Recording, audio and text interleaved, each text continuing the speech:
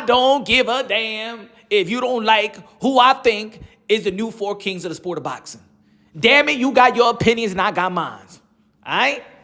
Congratulations, Gervonta Davis. Congratulations to the three-division world champion and Shakur Stevenson.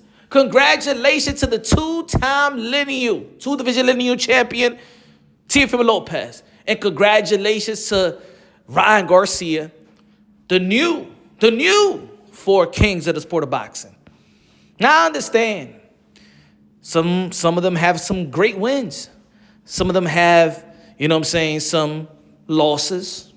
Some of them haven't performed to the level of their expectations sometimes. But this is the four kings of the sport of boxing.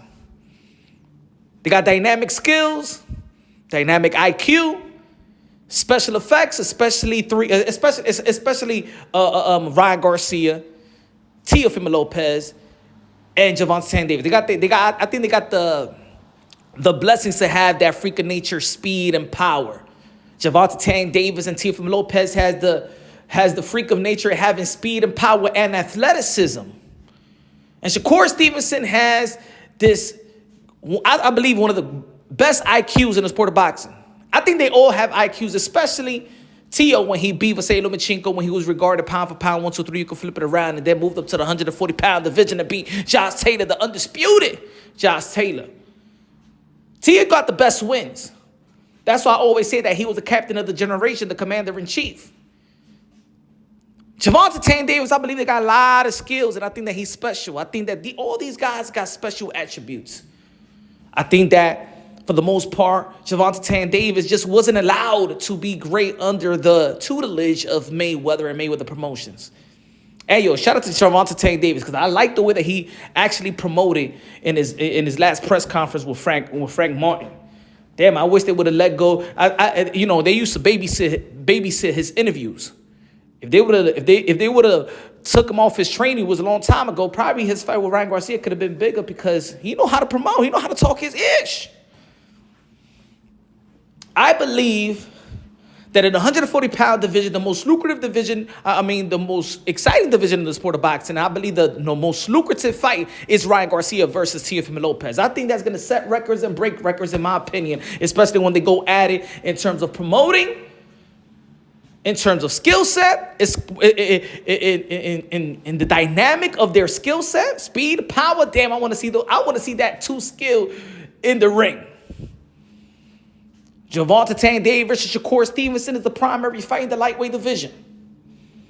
The primary fight in the lightweight division. I'm talking about IQ versus IQ. Because one of the misconceptions about Gervonta Davis is IQ, because he's been knocking out everybody. And he has some dynamic powers and stuff like that. But I'm going to say it like this. To be as accurate as Gervonta Davis and probably the most accurate power punchers in the sport of boxing, special. I believe that these fighters are special. I believe when all of these guys come in their A game, aside from fighting each other in the missing matches, I believe they beat everybody. I believe they could only beat each other. Yes, there has been, let's say Teofimo Lopez, he has the reputation of fighting to the level of his competition. But and I know, if Teofimo Lopez is on, man, it's hard to even say who could beat Teofimo Lopez in his A game. Shakur Stevenson, a lot of people critique him versus Eder de los Santos. But I can give him the benefit of the doubt, because if you saw how he performed versus Conceicao and Yoshino and Hearing and Oscar Valdez, those 4 fights, and to see him fight Eder de los Santos, I'm giving him the benefit of the doubt that he was injured. Come on, this is boxing. I mean, it's easy for y'all to critique him. Oh, no, I don't like the way he fought. I'll give him the benefit of the doubt that he was injured. And Gervonta Davis, I'm going to tell you like this, his resume is aging well. I mean, even I critiqued his resume because I believe that, damn, he is a special fighter. I wish he should be the one that's setting the tone, because he's the oldest one, right? But his resume is aging well. Look at Mario Barrios' 3-straight win. Shout out to Mario Barrios in his last win versus Maidana. Look at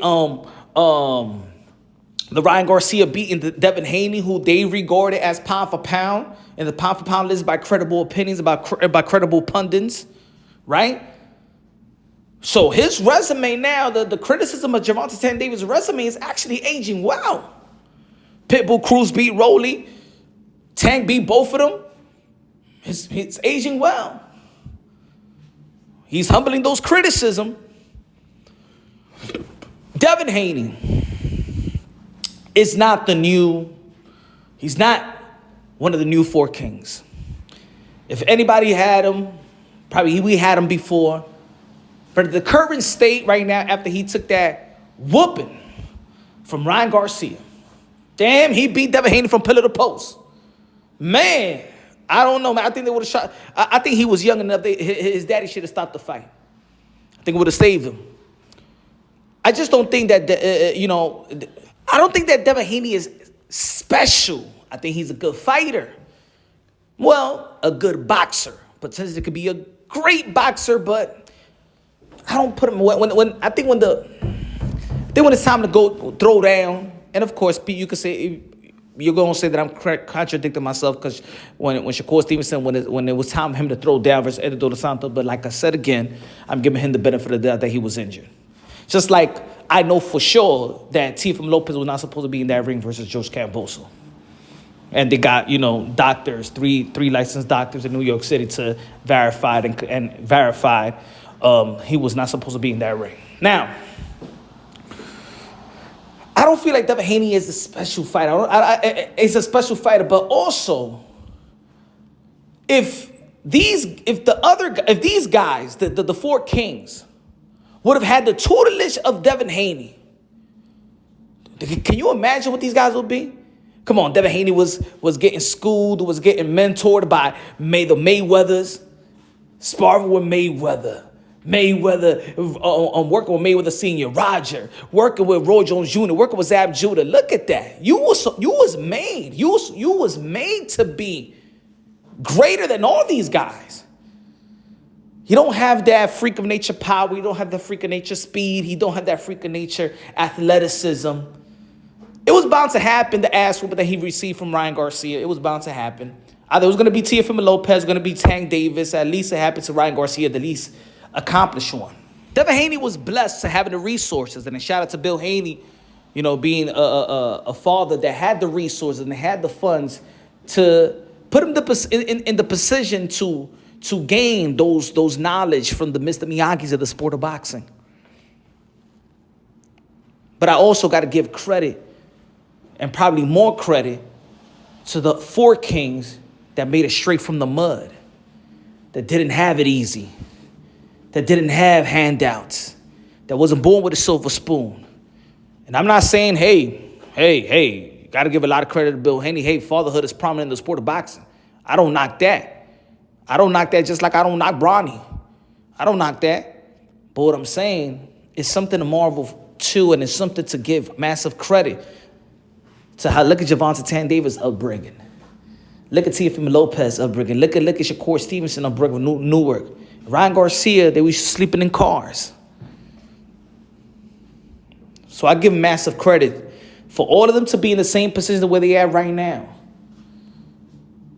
The four kings had made it from the mud.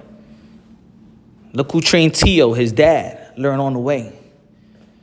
Calvin Ford, grandfather Shakur Stevenson, Henry Garcia.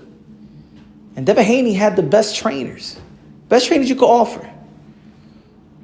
Yet still, look at where he's at and look at where they at. To be a true king, in my opinion, in this world,